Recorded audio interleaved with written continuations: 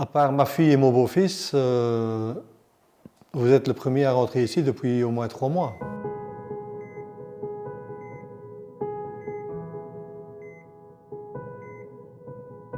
Le summum de ce séjour dans le 5 étoiles de Vivalia de Libramont, c'est lorsque j'étais en train de faire mes premières kinés au pied du lit et que l'infirmière chef est venue me dire « Monsieur Javot, on a une surprise pour vous.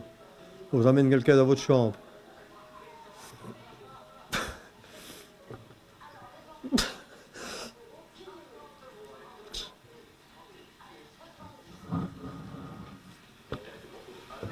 C'est à ce moment-là que, une demi-heure après, ils ont ramené ma femme dans ma chambre.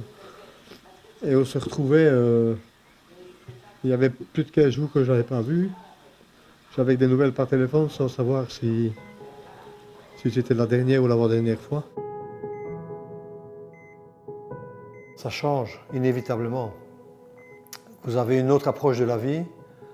Vos relations, je vois ça avec les relations que j'avais avec ma fille étaient très fortes. Elles le sont encore plus maintenant parce que on est passé tellement près qu'on s'est rendu compte que pour le même prix. On arrive à l'entrée de la clinique et je vais dire 10 minutes après, c'est la séparation. Moi je ne savais même plus rester assis sur une chaise, je me suis allongé à même le sol parce que je ne savais plus respirer. Et puis voilà, c'est la séparation avec vos proches. Et ça va très vite, scanner, on a tout de suite remarqué que le virus était passé dans les poumons, avait bien abîmé mes poumons. Et puis on se retrouve dans une chambre tout à fait isolée de tout le monde. Et voilà, on panique un peu au début. À mon réveil, je me suis rendu compte que j'avais passé 5 semaines et demie dans le coma. Les médecins qui m'ont dit voilà, on a dû combattre pour vous parce que vous êtes passé vraiment à la limite des choses. Je suis passé vraiment par un très très petit trou et je le répète encore une fois, c'est une épreuve que je ne souhaite à personne. C'est un peu surprenant quand on vous explique tout votre passage et la lutte qui se sont battus pour me sauver. Et à vrai dire, maintenant, quand je vais passer une visite à Libramont chez des spécialistes, soit pour n'importe quelle chose, on me dit toujours le miraculé. Et ça me fait un peu rire, le miraculé, mais dans le fond, c'est vrai, je suis un miraculé. Je suis sincère, je le dis, je ne pensais pas marcher. Parce que comme l'opération a été très lourde les 2 fois, donc je ne me voyais pas marcher et je ne me voyais pas repartir en maison de repos. Quand vous êtes parti 9 mois, c'est long. Alors pour moi, c'est une réussite de rentrer. Parce que quand je suis venue le 28 septembre, je ne pensais pas tourner comme ça. C'est une sacrée fierté de rentrer et d'être pas guérie. Guérie, je ne serai jamais guérie, mais je dis maintenant, je retourne chez moi.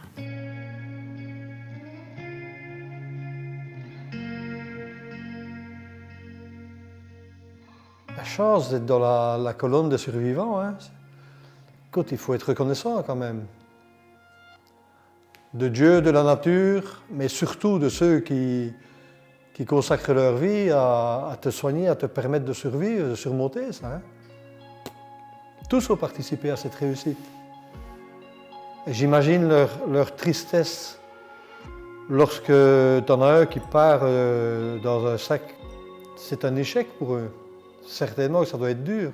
Il ne faut pas être sensible comme moi pour travailler dans ce milieu-là. Moi, j'aurais du mal. Parce que c'est des gens que j'ai vécu quand même quelques mois avec eux et je ne pourrais jamais leur dire un grand merci.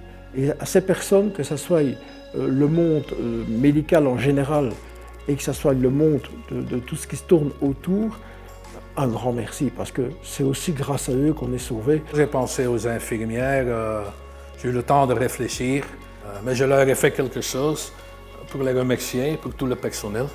J'avais pris une photo des 3 personnes quand mon lit était fait et ça a inspiré un dessinateur avec un mot de remerciement. Donc je peux peut-être le lire parce que je ne connais pas ça par cœur.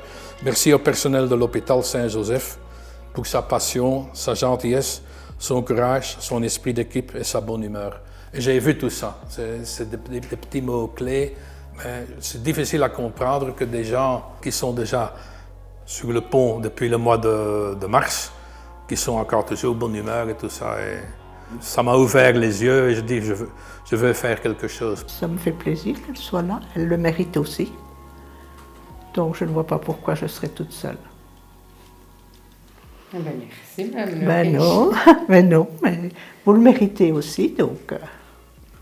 Parce qu'elle a travaillé, je l'ai vue passer dans des couloirs avec des malades, pas très beaux. Hein?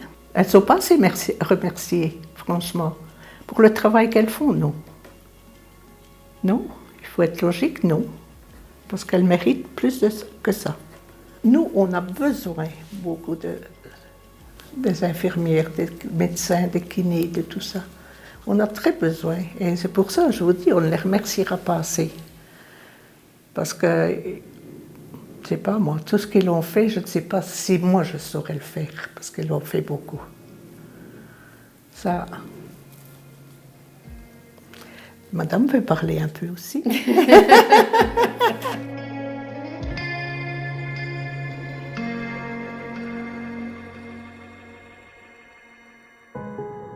J'espère que tous les gens vont être responsables pendant la période de fête qui arrive, aussi par rapport aux gens qui travaillent dans les hôpitaux, qui se battent depuis le mois de mars et qui font leur possible pour soigner les gens convenablement. Et je pense qu'il faut beaucoup penser à ces gens-là pendant les fêtes pour ne pas que 2021 reparte sur un mauvais côté, quoi.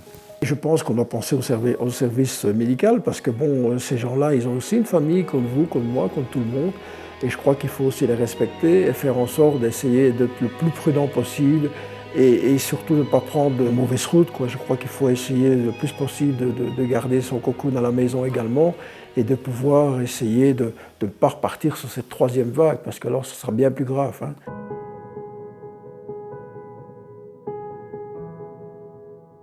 Quelqu'un de bien connu dans la région, ben ce monsieur-là, il a été hospitalisé pour Covid 2 jours avant moi.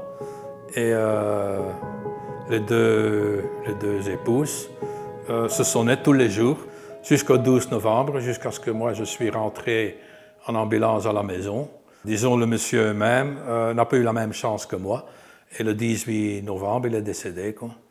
Tu vois les deux cas et c'est comme une pièce de monnaie qui roule et qui tombe du bon côté. Ça ne me lâche pas.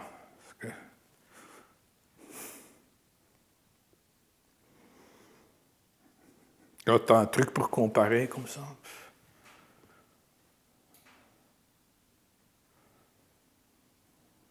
Ouais, c'est un sale truc, le Covid.